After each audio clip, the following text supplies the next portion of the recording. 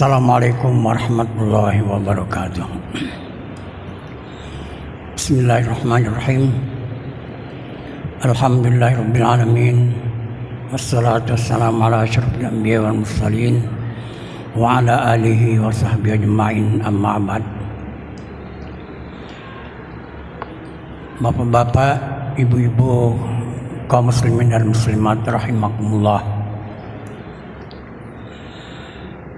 Alhamdulillah, baru beberapa saat kita bersama-sama melaksanakan sholat maghrib secara berjamaah,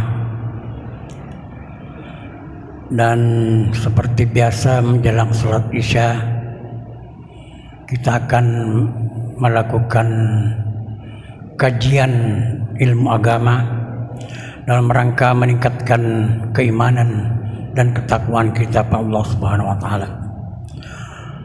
Kemudian salawat dan salam semoga selalu tercurah kepada junjungan kita Nabi besar Muhammad SAW yang telah mewariskan kepada kita satu din, yaitu satu-satunya agama, yaitu Allah. Inna dina indallah Islam, yang apabila kita berpegang teguh pada ajaran agama ini, insya Allah akan menyelamatkan hidup kita di dunia dan di akhirat kelak. Pada kesempatan pertemuan pada malam hari ini, seperti pernah sampaikan pada pertemuan-pertemuan yang lalu, bahwa kajian kita tentang ilmu fikih itu akan kita mulai dari awal.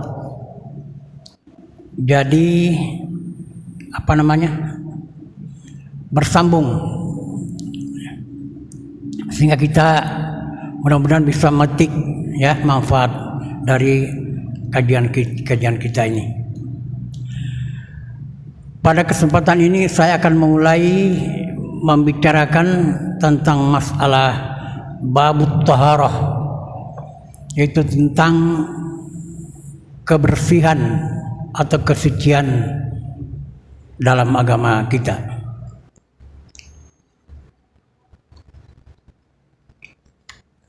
Di dalam Al-Quran surah Al-Baqarah ayat 224, Allah berfirman, A'udzubillahi minasyaitonirrajim, Innallaha yuhibbut tawwabina wa yuhibbul mutatahhirin. Sesungguhnya Allah sangat menyukai, sangat menyenangi orang-orang yang selalu bertaubat dan selalu bersuci lahir dan batin. Ini terjemahan yang paling lengkap, ya. Jadi kesucian yang dimaksud dalam firman ini adalah kesucian lahir batin, bukan kesucian lahirnya saja, tapi juga kesucian batin itu sangat diperlukan.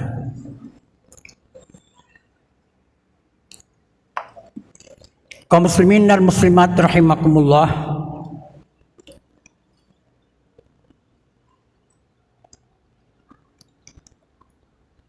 manusia ini terdiri daripada dua unsur, ya. Penciptaan manusia terdiri daripada dua unsur, yaitu unsur lahir dan unsur batin, atau unsur jasmaniah dan unsur rohaniah.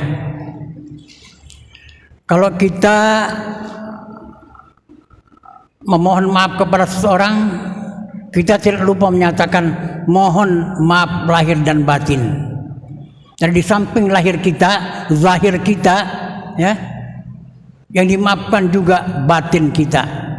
Oleh karena itu di dalam ajaran Islam, ya, Bapak-bapak, cara bersalaman, berjabat tangan itu sudah diatur sedemikian rupa. Bukan asal salaman aja, ya. Kadang-kadang kita melihat orang berjabat tangan, tapi pandangannya ke lain. Jabat tangan dengan kita, tapi dia berbicara dengan yang lain. Itu bukan, kalau menurut sebagian ulama, itu bukan melepaskan dosa, tapi malah menambah dosa. Karena apa? Orang yang disalim kadang-kadang dongkol. salaman dengan kita, tapi wajahnya ke kanan atau ke kiri. Tata cara bersalaman yang betul dalam ajaran Islam itu, ya, kedua tangan ini berjabat tangan, mata saling berpandangan, dan hati saling terbuka untuk saling memaafkan. Itu yang betul. Ya, yang begini aja banyak yang ngerti. Salam asal salaman aja. Ya, padahal yang betul itu kalau Rasulullah, cara bersalaman Rasulullah, boleh dibaca beberapa buku tentang kehidupan Rasulullah. Rasulullah kalau berjabat tangan itu tidak pernah melepaskan tangannya sebelum orang itu melepaskan tangannya. Itu sunnah Rasulullah. Kalau kita kan kadang-kadang ya itu tadi, salaman tangan, matanya ke kanan atau ke kiri, tidak melihat kepada orang yang berjabat tangan. Kata sebagian ulama, itu bukan melepaskan dosa, malah menambah dosa. Karena terkadang orang disalami itu dongkol dia. Ya, jadi cara berjabat tangan yang betul itu, ya, ma min muslimaini atau sofahani. Ya, tidaklah dua orang muslim, kata Rasulullah, berjumpa, kemudian mereka berjabat tangan, ya, sebelum mereka melepaskan tangannya itu, dosanya sudah diampuni kalau tata cara bersalamannya itu betul.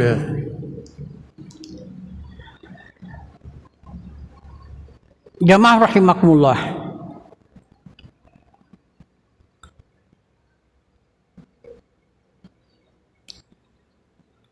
Manusia ini terdiri pada dua unsur jasad dan unsur jasad atau badan, dan unsur rohani atau jiwa atau hati. Nah, kedua unsur ini dalam kaitannya dengan ibadah itu harus dibersihkan semua, harus disucikan semua. Ya, maaf, ini saya dalam menjelaskan masalah kesucian Islam ini saya akan memperluas, bukan hanya sekedar bersuci dengan air. Kalau bersuci dengan air itu gampang, anak kecil juga bisa. Kita mandi pakai sabun, ya, sudah. Kita berwudu, sholat, selesai. Tapi kalau dalam agama bukan begitu yang dikehendaki. Kesucian yang dikehendaki dalam agama itu ialah kesucian lahir dan batin. Itu baru sempurna kesucian itu. Oleh karena itu, dalam kaitannya dengan ibadah, di samping kita membersihkan atau mensucikan badan kita, lahiriah kita, jasad kita, kita mandi dengan sabun, ya. Kemudian kita berwudu. Tapi roh kita yang rohani kita juga harus bersihkan. Sebab kalau hanya kita membersihkan atau mensucikan badan, tapi rohani kita kotor, itu ibadah kita tidak diterima. Pasti itu, ya, itu pasti.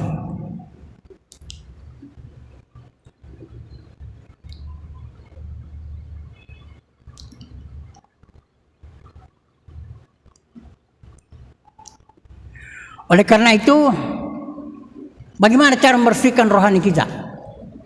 Ada petunjuk dalam Al-Quran. Ajaran Islam lengkap, ya, tidak ada yang kurang.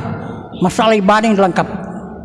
Kalau jasad kita bersihkan dengan air yang suci dan mensucikan, kemudian kita bersabun, kemudian kita kalau mau sholat berwudu dengan lengkap, ya. Mumpung saya ingat, Rasulullah pernah menyaksikan salah seorang berwudu. Kemudian dia masuk masjid, Rasul mengatakan, irji fahsin udhu'aka. Kembali ke tempatmu semua berwudu, sebab kamu saya lihat wudumu belum lengkap, belum sempurna.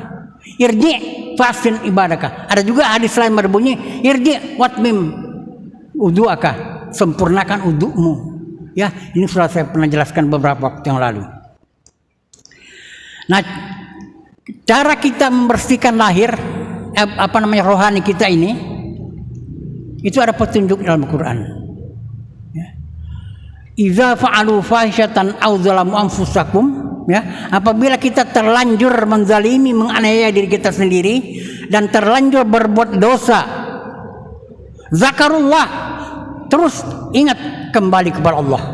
Fastaghfaru lidzunubihim.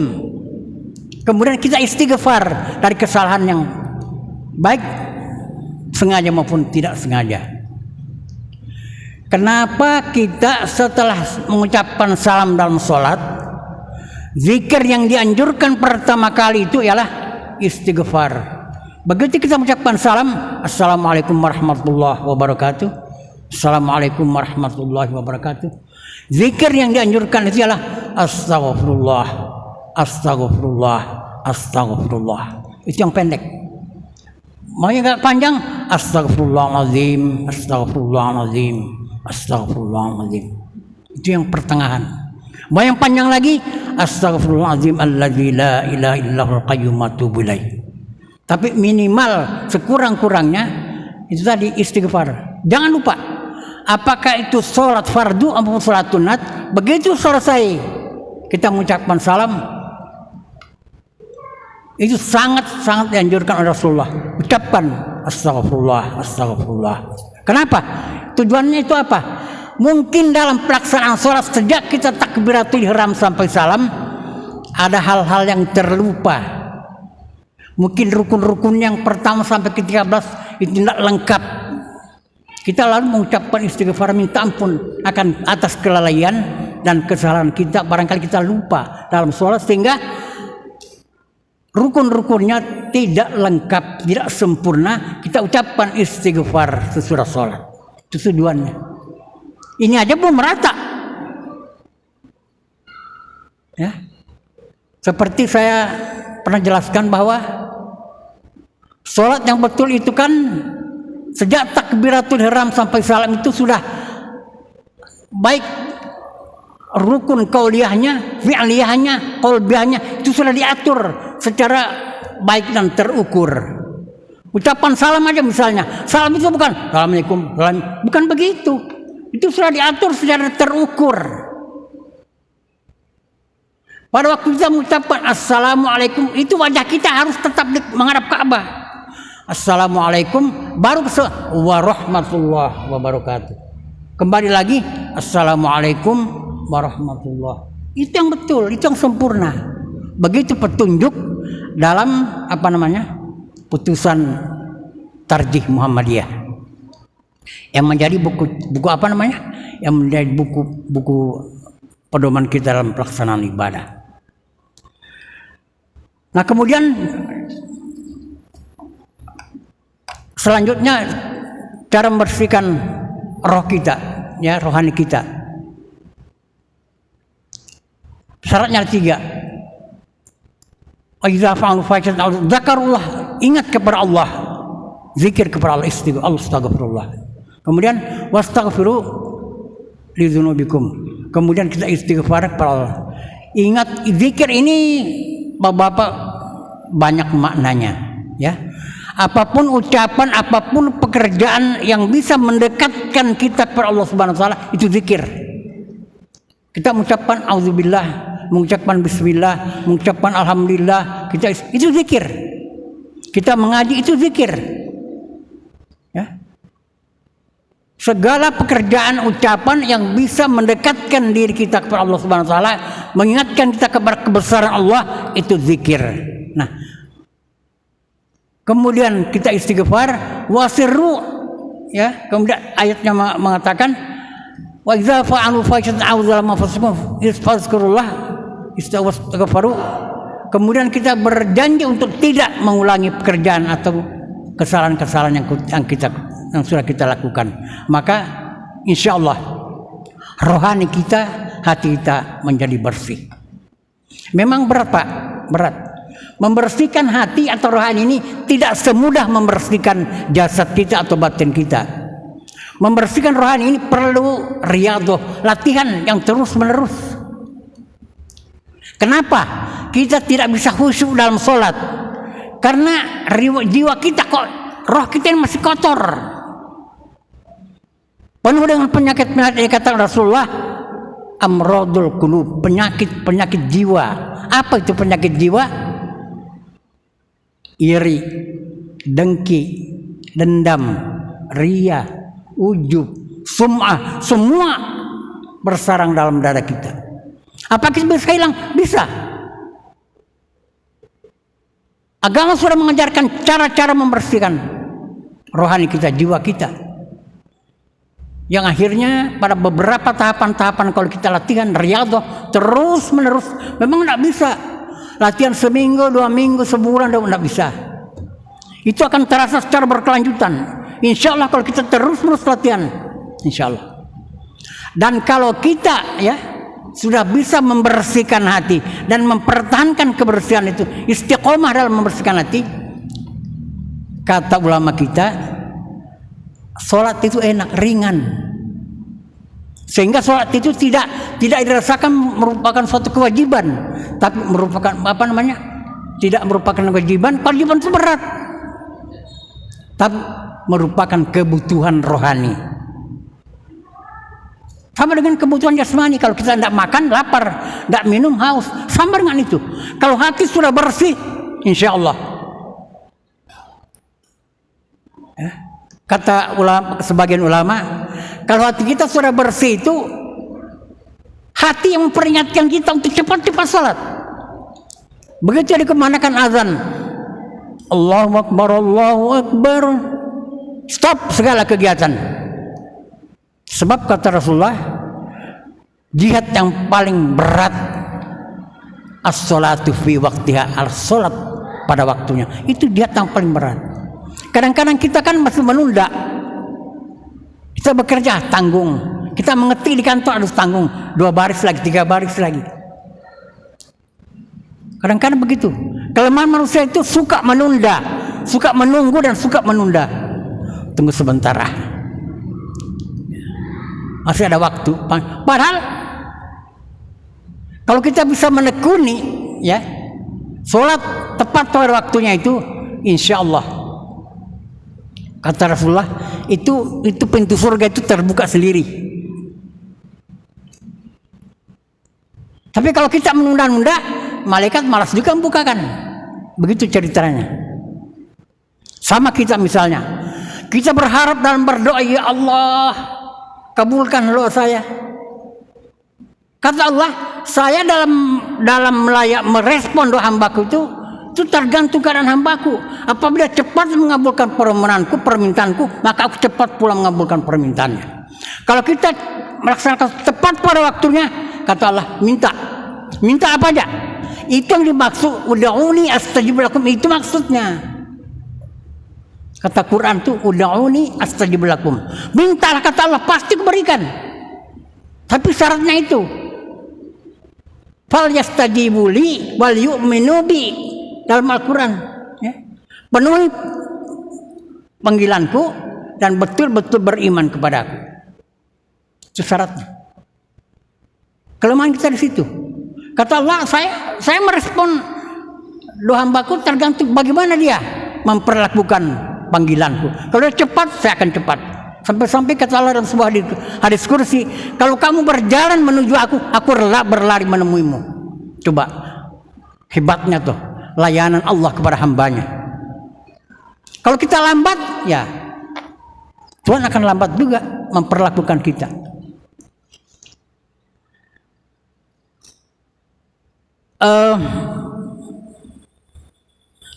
Di dalam kitab Ihya Ulumuddin, Imam Ghazali menjelaskan kenapa kita tidak bisa khusyuk dalam sholat.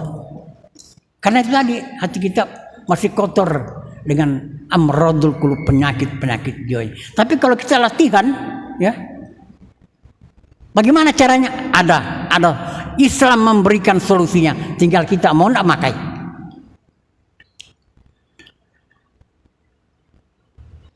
Misalnya penyakit hati itu, pertama iri.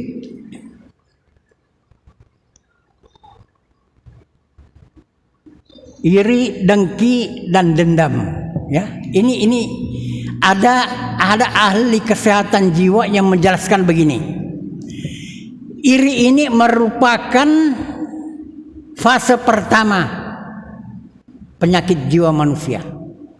atau dikatakannya di situ stadium awal. Seandainya ini penyakit, iri itu merupakan penyakit jiwa stadium awal. Iri itu ialah adanya perasaan tidak enak atau tidak senang apabila melihat atau mendengar orang mendapatkan kesenangan. Itu iri. Itu definisi iri menurut ahli kesehatan jiwa. Ya, saya ulangi, iri adalah adanya perasaan tidak enak, ya, apabila kita melihat atau mendengar seseorang mendapatkan kesenangan. Itu iri. Apabila iri ini berkelanjutan terus menerus terjadi, akan meningkat pada stadium kedua, yaitu hasad atau dengki. Ini penyakit yang agak berat. Sebab Rasulullah memperingatkan, innal hasada yakulul hasanati kama takulun naru khotab. Sesungguhnya perasaan hasad atau dengki itu, hasad itu bahasa Arab, terjemahnya dengki, ya.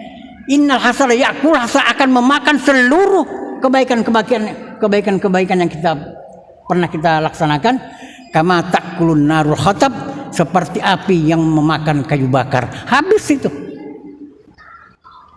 Definisi hasad atau dengki menurut ahli jiwa, kesehatan jiwa itu mengatakan bahwa di samping dia tidak enak, tidak senang melihat orang mendapat kesenangan, maunya dia kesenangan itu untuk dirinya sendiri, jangan orang lain. Itu hasad atau dengki. Nah, apabila perasaan iri, hasad atau dengki berkelanjutan, akan meningkat pada stadium yang ketiga, yaitu dendam. Dendam ini ialah di samping dia tidak senang, tidak enak melihat orang mendapatkan kesenangan, dia ingin melenyapkan kesenangan itu terhadap orang yang dirinya. Bagaimana caranya, bagaimana upayanya supaya kesenangan orang itu hilang? Itu dendam. Coba barangkali kita bisa, sebab ini apa namanya, ada, setiap orang ada dalam hatinya. Sebab ini merupakan, itu dikatakan Rasulullah, amradul qulub, penyakit hati. Tapi ini bisa ditekan, bisa diminimalisir, ada solusinya. Kemudian takabur, ya, sombong, itu juga penyakit jiwa. Padahal Rasulullah mengatakan dalam hadisnya, la yadkhulul jannata man kana fi qalbihi misqala dzarratin min kibrin. Tidak akan masuk ke dalam surga orang yang di dalam hatinya ada perasaan takabur atau sombong, sekalipun hanya sebesar zarah atau sebesar atom, sebesar debu. Coba.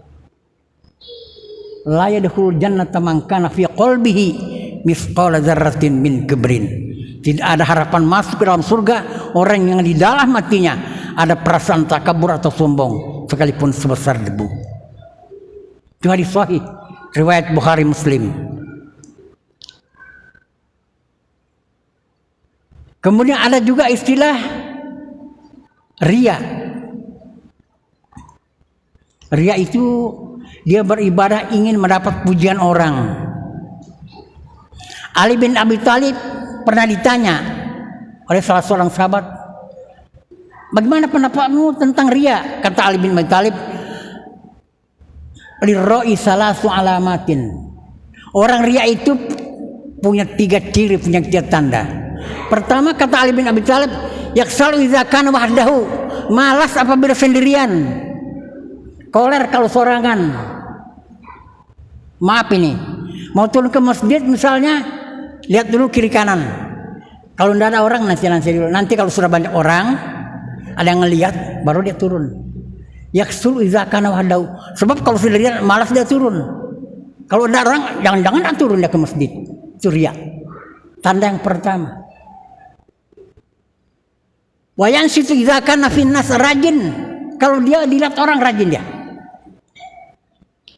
Kemudian yang ketiga, wa yazdadu amali idza usni alai. Bertambah-tambah rajinnya, bertambah-tambah ibadahnya kalau dia mendapat pujian dari orang lain. Itu tanda-tanda riya menurut Ali bin Abi Thalib. Kemudian ada juga penyakit jiwa ujub. Ujub itu merasa diri hebat, merasa diri super, merasa diri lebih baik daripada orang, lebih pintar daripada orang, lebih segala-galanya. Rasulullah menjelaskan salasun muhlikatun, ada 3 hal yang merusak seseorang. Pertama kata Rasulullah, syuhul muta'un, terlalu sekakar, terlalu kikir, terlalu bakhil, tak pernah juga menyumbang-nyumbang, tidak ada jiwa sosialnya. Wawan muttabaun, orang yang menuruti kemauan hawa nafsunya. Dan yang ketiga, wa'ujibal mar'u li nafsihi, merasa ujub terhadap dirinya sendiri. Itu orang-orang yang ujub, yang merasa diri. Kemudian ada juga yang sum'ah. Sum'ah itu kadang-kadang orang tidak minta penjelasan, tapi dia memperdengarkan amal-amalnya. Diceritakannya amalnya A sampai Z. Menyumbang ini, kasih ini.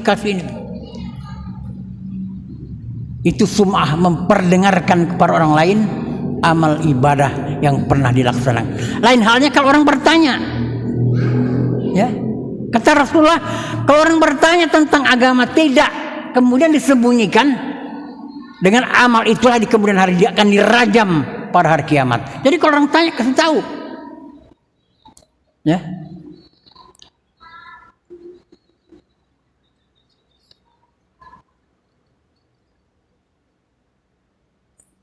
Jamaah rahimakumullah,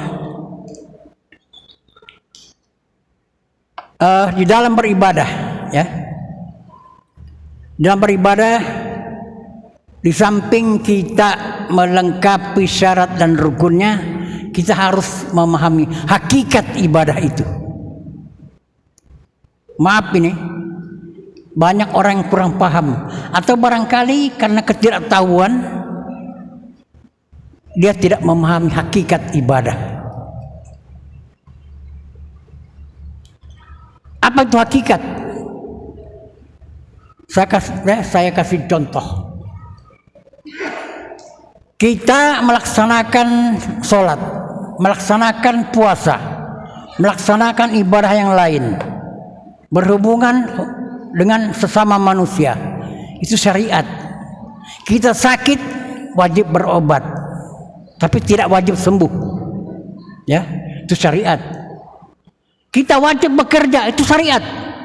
Kita diperintahkan i'malu amala makanatikum, di dalam Quran jelas. Wa qul i'malu ala makanatikum inni amil, kata Allah. Beritahu kepada umat Muhammad, bekerja menurut profesi masing-masing. Karena katakanlah kepada mereka, saya ini seorang pekerja. Wa qul i'malu ala makanatikum, beramallah, bekerja menurut profesi masing-masing. Karena kata Allah, inni amil, saya ini pekerja, tapi tidak wajib berhasil. Berhasil sendirinya tergantung kepada Allah Subhanahu wa taala. Itu rumusnya begitu. Ya. Jadi kita lihat dalam kehidupan masyarakat kita, misalnya bapak-bapak, kita melihat ada orang yang mampu dan orang yang tidak mampu. Atau bahasa kerennya, ada orang kaya dan ada orang miskin. Apa itu takdir? Bukan. Agama mengatakan bahwa kemiskinan itu bukan takdir. Islam mengajarkan kita itu tidak miskin, dah. Kata Ali bin Abi Thalib, "Lau kana fakru rajulan laqataltuhu." Seandainya kefakiran, kemiskinan berbentuk manusia, berwujud manusia, saya yang akan membunuhnya. Itu kata Ali bin Abi Thalib. Karena kemiskinan, kefakiran itu bukan takdir, bukan. Ya. Bukan pilihan, bukan juga pilihan. Kalau ada orang mengatakan, miskin itu kan takdir, bukan, tidak ada. Islam tidak pernah. Kalau kita, bagaimana kita mau naik haji kalau tidak kaya? Bagaimana kita bersedekah kalau tidak kaya? Bagaimana kita membangun kalau tidak kaya? Islam menganjurkan supaya kita kaya. Nah, oleh karena itu, untuk sempurnanya ibadah ini, harus dipahami hakikatnya. Contoh, kita sholat, ya, kita sholat. Dalam sholat dikatakan apabila sudah sempurna syarat dan rukunnya, itu sudah sah. Tapi secara hakikat dikatakan kalau belum terlaksana hakikatnya, ibadah kita belum sempurna. Nabi bersabda, "Likulli syai'in haqiqah." Kata Rasulullah, "Inna likulli syai'in haqiqah." Segala sesuatu itu ada hakikatnya. Hakikat itu ialah sesuatu yang tidak tersurat, tidak tertulis. Tapi kalau syariat itu tersurat atau tertulis, ya, syariat itu tersurat, bisa dibaca. Tapi kalau hakikat itu kata orang, tidak tersurat dan tidak bisa terbaca, tapi bisa dirasakan. Itu hakikat. Misalnya itu tadi, contohnya kita sholat, ya.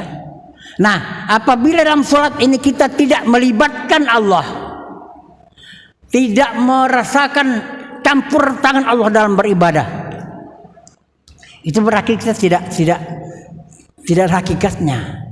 Kita beribadah itu kita bisa berdiri, kita bisa rukuk, bisa itu karena kudrat dan iradat Allah Subhanahu wa taala. Ini hakikat. Jangan sampai kita melaksanakan ibadah itu kita merasa karena kemampuan kita pribadi. Itu tidak ada hakikatnya itu. Dari setiap pekerjaan, oleh karena itu dalam agama dikatakan wala taqulanna li syai'in inni fa'ilun ghadan wala taqulanna inni fa'ilun dzalika ghadan illa ayyasha Allah. Jangan sekali kamu mengatakan kata dalam Al-Qur'an, saya akan kerjakan besok ini pasti. Tapi katakanlah insya Allah. Itu agama mengajarkan kita. Saya mau berangkat besok Balikpapan, pasti. Jangan. Agama tidak mengajarkan begitu. Saya mau berangkat ke Banjarmasin, insya Allah besok. Artinya kalau Allah mengizinkan, kalau Allah memberikan jalan, kalau Allah meridai, insya Allah saya berangkat. Saya mau naik haji tahun ini pasti. Jangan. Apalagi naik haji ini banyak halangannya, banyak rintangannya. Ya. Jadi kalau segala pekerjaan itu harus dirasakan keikutsertaan campur tangan Allah dalam beribadah. Itu hakikat namanya. Ya. Kita bekerja misalnya sehari-hari, ya. Tentunya kita mengharapkan supaya pekerjaan kita ini berhasil. Sebagai pegawai, sebagai petani, sebagai kebun, sebagai industriawan, sebagai bupati, sebagai camat, seluruhnya. Tentunya kita mengharapkan supaya pekerjaan kita berhasil, guna, istilah orang, ya, dan bermanfaat. Kita harus merasakan campur tangan Allah Subhanahu wa taala. Kalau pernah kita undang Allah Subhanahu wa taala, artinya kita merasakan bahwa kita bekerja ini bukan kekuatan kita sendiri, tapi adalah kudrat dan iradat Allah Subhanahu wa taala. Itu namanya hakikat. Nah, kalau kita sholat ini tidak ada hakikatnya, itu tidak sempurna. Al-hakikatu bila syariatin batil. Hakikat tanpa syariat batal. Sebaliknya, syariat tanpa hakikat tidak sempurna. Begitu agama mengajarkan.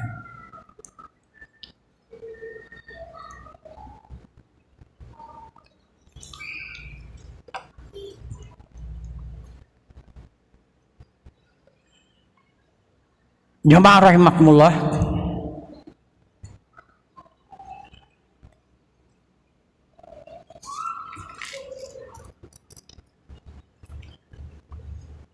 Kembali saya ceritakan tentang Imam Ghazali mengumpamakan orang yang tidak khusyuk, yang tidak bisa khusyuk dalam sholat itu seperti orang yang sedang berada di persimpangan jalan, kemudian dia digonggong oleh anjing. Anjing selalu menggonggong, dia ambil kayu, dia ambil batu, anjing sudah lempar, anjing itu sementara dia berjauh, dia pergi jauh, nanti kembali lagi, lempar lagi, dia jalan lagi jauh, nanti kembali lagi. Kenapa? Orang itu tidak merasakan bahwa di sekitarnya itu ada makanan anjing. Sepanjang makanan anjing itu masih ada di sekitar itu, anjing itu tidak akan bisa pergi jauh. Begitu juga, kenapa kita tidak bisa khusyuk dalam sholat? Karena hati kita, jiwa kita ini masih kotor, penuh dengan penyakit-penyakit jiwa. Sehingga kata Imam Ghazali, ulama menciptakan beberapa bacaan, beberapa zikir, baca ini sebelum sholat, baca zikir ini, baca. Tapi kalau hati masih kotor, berapapun bacaan, berapapun jumlah zikir kita ucapkan, tidak bisa khusyuk. Malah kata Imam Ghazali, setan ikut berzikir. Kenapa? Hati kita kotor. Tapi kalau hati kita bersih, bagaimana caranya tadi? Oleh karena itu Bapak Ibu, ya, jamaah, ibadah yang paling sempurna itu, ya, sholat yang paling sempurna itu ialah ta'lamuna ma taqulun. Itu yang nilainya tinggi. Memahami, mengerti apa yang diucapkan sejak takbir sampai salam. 100 nilainya itu. Kenapa?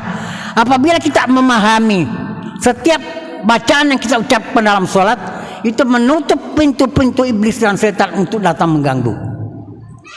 Allahu Akbar. Hati kita mengatakan memang Allah Maha Besar.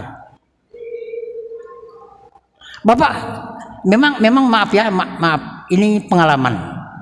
Tidak bisa dilakukan hanya sehari, seminggu, sebulan, tidak bisa. Tapi secara terus-menerus riyadhah. Kata Buya Hamka, riyadhah secara berkesinambungan. Latihan secara terus-menerus, insya Allah bisa. Orang lain bisa, kenapa kita tidak bisa? Ya. Oleh karena itu, di waktu turunnya ayat yang menjelaskan tentang masalah minuman haram itu, khamar itu, orang-orang Arab zaman jahiliyah, di zaman permulaan Islam berkembang, sebagian orang Arab itu kebiasaan-kebiasaan mereka berjudi, berzina, mabuk-mabukan, tidak bisa secara spontan hilang, tidak bisa. Secara bertahap. Seperti seorang sahabat, ya Rasulullah, saya sudah Islam, tapi ada satu kebiasaan saya, katanya, saya tidak bisa hilangkan. Apa itu Rasulullah? Berzina. Kata Rasulullah, teruskan aja. Tapi satu permintaan saya, kata Rasulullah, kamu jangan berdusta, jangan berbohong, karena berbohong dan Islam itu sangat berbahaya, dosa besar. Ya.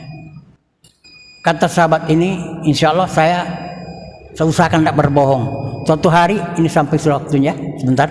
Ini begitu pulang, Rasul mengatakan, ini pasti kembali pulang dari berzina orang ini. Dari mana kamu? Rasulullah, apa? Sudah tahu, tidak usah ngomong. Kalau saya katakan saya berdusta, tapi saya tidak katakan. Mulai saat ini, ya Rasulullah, saya tidak akan lagi berdusta. Cara mendidik orang itu begitu. Kata silakan aja. Kadang mengatakan saya tidak bisa menghilangkan judi, silakan ya kata Rasulullah. Tapi sholat jangan ditinggalkan.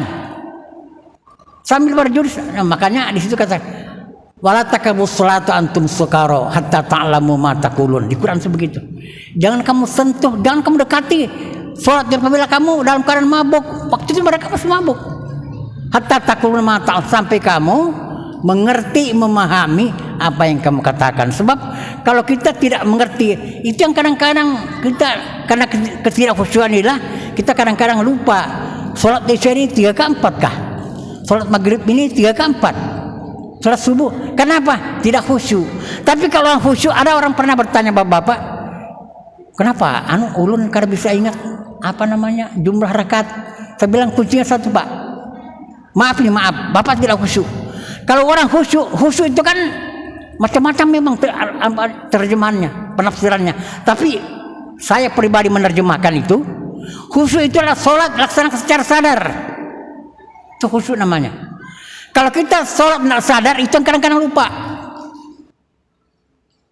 Kalau kita khusyuk, insya Allah kita sadar bahwa kita ini sholat, kita ini bermunajah, kita ini berdialog kepada Allah, insya Allah jumlah rakaat dan bacaan-bacaan itu tetap akan berjalan sebagaimana biasanya. Ya. Inilah bapak-bapak para jemaah yang dapat saya sampaikan pada pengajian kita malam hari ini. Mudah-mudahan bisa diambil manfaatnya, dan kalau ada yang bermanfaat itu berarti hidayah dari Allah, dan kalau ada kesalahan berarti itu adalah kesalahan saya sendiri. Ya, kurang lebihnya mohon maaf. Wabillahi taufiq wal hidayah. Assalamualaikum warahmatullahi wabarakatuh.